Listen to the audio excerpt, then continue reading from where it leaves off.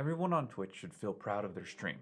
You put a lot of time, effort, creativity into your channel, and it feels good to see it grow. Views, follows, sometimes subs. But what do you do when it feels like that channel is slowing down, when the views stop coming in, when those subs start dropping? Hail to you, my name is Ishka, Paladin in training, and I'm here to bring you 5 tips to improve your stream. Tip number 1, it is okay to make friends. We spend a lot of time on our Discords, on our channels, on our Twitters, right? Like my Discord, my channel, my Twitter, my feed. But we don't stop and look at who else is out there. You don't stop and ask the audience, hey, who else do you watch? Like say you stream the same game for a while. I stick on the game Vermintide, and I've grown in that particular bubble, that particular game, that community, because I play a lot of that game. It's Warhammer, but I play specifically a lot of Vermintide. So I play that and I start to get to know people, and they said, oh yeah, Rain Guy did this. Who's Rain Guy? What are you talking about? Yeah, he's this really cool dude.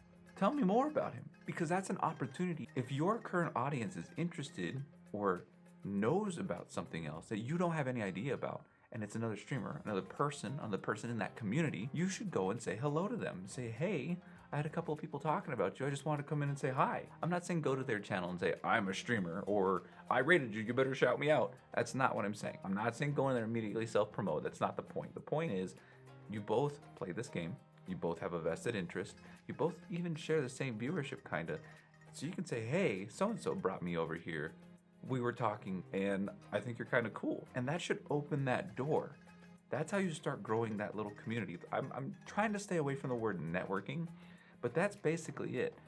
Like interests, like audience, like minds. Go say hi. Tip number 2, don't let viewers or real life friends bully you. Some of the hardest things to do is to set boundaries, especially when you're on Twitch or any social media platform and you're like trying to be this personality and have people come in and talk with you. It's a service-based industry in many ways, but that doesn't mean that somebody, whether it's someone who's known you, a real life friend that you've known forever, and they come in and they start talking trash, or they use every moment they can, if you mess something up, to just dog it and be toxic to you, and that will eventually become toxic to your community. And that's not what you want. That's being bullied, and you don't want that. If someone comes in and drops any amount of money and then demand things from you, play this game, drop your item on the ground. Like if that's not part of the event or part of your stream, like $2 dono, I'll drop all my gear. If that's not like a thing you already do and they just demand it from you, they have no right to do that. And you have no need. It is not necessary to cater to somebody doing that to you. Tip number 3, start before you're ready. Even with this video, I'm not 100% ready. I have my script. I'm looking at it from time to time. But the thing is, it doesn't have to be perfect. And that's one of the best things and one of the hardest things to get over. This wall here, I'm an RPer.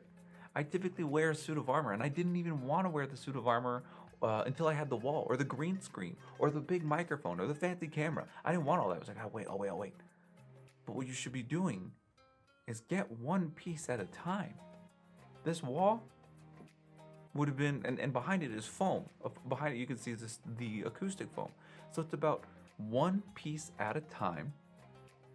Build your stream up. You don't need to wait till you have that $2,000 to $5,000 investment before I can even start. No, start with what you have and build up to it, because that's a journey story that you get to share with your viewership. Tip number 4. Don't do long streams. A lot of people right at the start think when you get on Twitch, you must go full time. It has to be 8 hours plus. It has to be every single day. And if you do that, you'll get these views, you'll get these subs, you'll get these donations, you'll get the bits. People will start buying your merch, and people think you're gonna get that right out the gate. And that's not realistic. And that's the perception a lot of people have, including myself, have when you first get on Twitch. You want to have that energy, but that's not where you should be putting it. Instead of doing 8-hour streams, do 2 to 4 hours for 3 days a week. Then those extra 4 hours out of those 3 days, that 12 extra hours, download your VOD, cut it up, and create something that you can put on Twitter, on Instagram, on TikTok, on YouTube. If it's those cool quick plays, let's say you're playing an FPS game, you get those crazy snapshots, you get those crazy headshots, put them together Make it like 20 seconds long, throw some crazy music to it, throw it on Twitter and say like, this was amazing, hope to see you in the next stream. But then if you start to talk about something, but maybe you start talking about a belief, or maybe about something you really hold a lot of stock in, like something you truly believe, and you start talking about it for a couple of minutes, that's gold. Those are gold nuggets. Get that, cut it up, edit it, put it on YouTube. Get it out there for your community. Share it on Twitter, share it on TikTok, share it on Instagram, because that is who you are. Once you start doing that, you go from a hobby streamer to a content creator. You're putting out relatable content.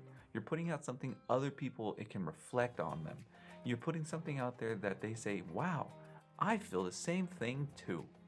And they want to be part of your discussion, your conversation. The good news is you're even going to have people who disagree with this. It's good news because the people who disagree with you are not your audience. They're not the people you're talking to. So you can remove them. You don't need to win them over. You don't need to say, oh, you know what? That's a fair point. You don't have to say that. Remove them. Don't acknowledge them. Get rid of them. And then start focusing on the people that say, yes, that was good. Because then you start to build that relatability, likability, and authority with those people. Tip number 5, find your voice. This kind of ties in with the previous one, but once you start stating your values, your beliefs, and the things you expect of yourself and the things you expect of other people when they're part of your community, where you expect yourself to be, where you want to go, and you have people who are saying, yes, let's make it happen. You start to really connect with not just your audience, but other streamers as well, like-minded individuals who want to grow on this platform, who are not interested in just criticizing for the sake of criticizing and kicking people down and tearing people down. They're more about creating that content that resonates with other people. Yes, you can do that with the game, but once you have those moments in those games where you begin to state your beliefs and you're putting them out there live on a broadcast, it's there. People know who you are. They will begin to realize who you are. They will want to be around the type of person you are. Thanks for watching. If any of these tips helped you, or if you have any questions or comments, put them down below, and I'll see you in the next adventure.